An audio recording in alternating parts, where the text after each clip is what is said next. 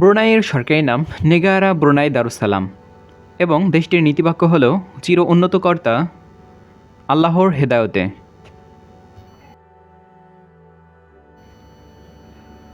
Brunei দেশটি Borneo দ্বীপের উপকূলে অবস্থিত।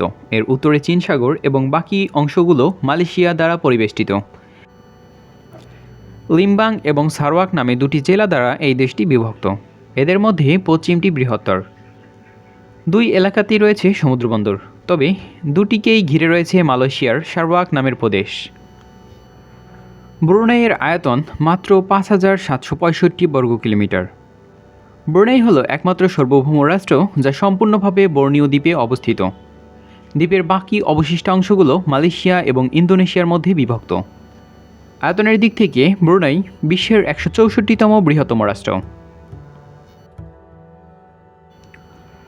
ব্রুনাই শব্দটি এসেছে মূলত বরুনাই থেকে, যার অর্থ হল যেখানে শক্তি রয়েছে। ব্রুনাই ছিল শক্তিশালী সালতানাত। ১৫০০ থেকে ১৭০০ শতাব্দীতে এরা ফিলিপিন এবং বর্নিওতে বিশাল অংশ শাসন করত। পরবর্তীতে কলোনিয়াল যুগে ব্রুনাই ধীরে ধীরে ছোট হতে থাকে। ১৯৮৪ সালে ব্রিটেন থেকে এটি স্বাধীনতা লাভ করে। ব্রুনাই ধনী হওয়ার মূল কারণ মূলত এখানে থাকা তেল এবং প্রাকৃতিক গ্যাস। দেশটির অর্থনীতির প্রায় ৯০% আসে পেট্রোলিয়াম থেকে। বিশেষ ব্যাপার হলো এখানের সরকার জনগণকে ফ্রি স্বাস্থ্যসেবা, ফ্রি চিকিৎসা, এমনকি ট্যাক্স ছাড়াই জীবনযাপন করতে সুযোগ দেয়। বিদেশে পড়াশোনা করার প্রয়োজন হলে সরকার স্কলারশিপও দিয়ে থাকে। তাই ব্রুনাইকে অনেকে বলে থাকে south east Asia's hidden paradise. ব্রুনাইয়ের সবচেয়ে আলোচিত ব্যক্তি হলেন সুলতান হাসান আল বলকিয়া। তিনি পৃথিবীর অন্যতম ধনী রাজার তালিকায় সবসময় থাকেন। তার প্রাসাদ ইস্তানা নুরুল ইমান পৃথিবীর সবথেকে বড় বাসযোগ্য প্রাসাদ। এই প্রাসাদটিতে কক্ষের সংখ্যা ১৭৮৮টি, স্বর্ণে মোড়ানো দরজা, ব্যক্তিগত চিড়িয়াখানা, ৭টি বাগান, ২০০টিরও বেশি লাক্সারিয়াস গাড়ির শোরুম। কখনো কখনো শোনা যায় যে সুলতানের গাড়ির সংখ্যা ৭,০০০+। ব্রুনাই দেশটির জীবনযাত্রা খুবই শান্ত, নিরাপদ এবং নিয়মবদ্ধ।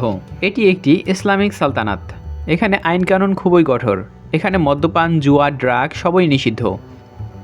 এই দেশটিতে চুরি ডাকাতি প্রায় নেই বললেই চলে। তাই বিশ্বের সবথেকে নিরাপদ দেশগুলোর তালিকায় রয়েছে ব্রুনাই। ব্রুনাইয়ে ঘুরতে আসা পর্যটকেরা যে জায়গাগুলোতে সবথেকে বেশি যায় সেগুলো হলো সুলতান ওমর আলী সাইফুদ্দিন মসজিদ, যেখানে রয়েছে সোনায় মোড়ানো গম্বুজ এবং এটি পানির উপর ভাসমান। ইস্তানা নুরুল ইসলাম, সুলতানের প্রাসাদ, ঈদের সময় এটি উন্মুক্ত করে দেয়া হয়। কাম্পুং আয়র, পানির উপর ভাসমান একটি শহর, যেটাকে বলা হয়ে থাকে Venice of east. Ulu Temburong national park, যেটি বর্নিওর সবুজ রেইন ফরেস্ট দ্বারা পরিবেষ্টিত। ব্রুনাই একটি ইসলামিক দেশ, তবে বহু জাতিগোষ্ঠীর মানুষ এখানে বসবাস করে, যেমন মালয়, ইরান, চীন এবং বিভিন্ন জাতিগোষ্ঠী এখানে বসবাস করে থাকে। এখানকার উৎসবগুলো বেশ শান্তিপূর্ণভাবেই পালন করা হয়, যেমন হরিয়ানা সুলতানের জন্মদিন জাতীয় দিবস অন্যতম। এখানে পোশাকে রয়েছে পরিমিতি ও সীমাবদ্ধতা। সরকারি দপ্তরগুলোতে হিজাব এবং শালীন পোশাক পরা বাধ্যতামূলক।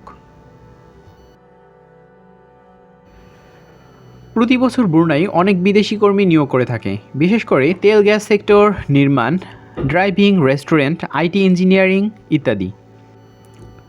ব্রুনাইয়ে শ্রমিকদের বেতন অন্যান্য এশিয়ার দেশগুলোর তুলনায় অনেক বেশি।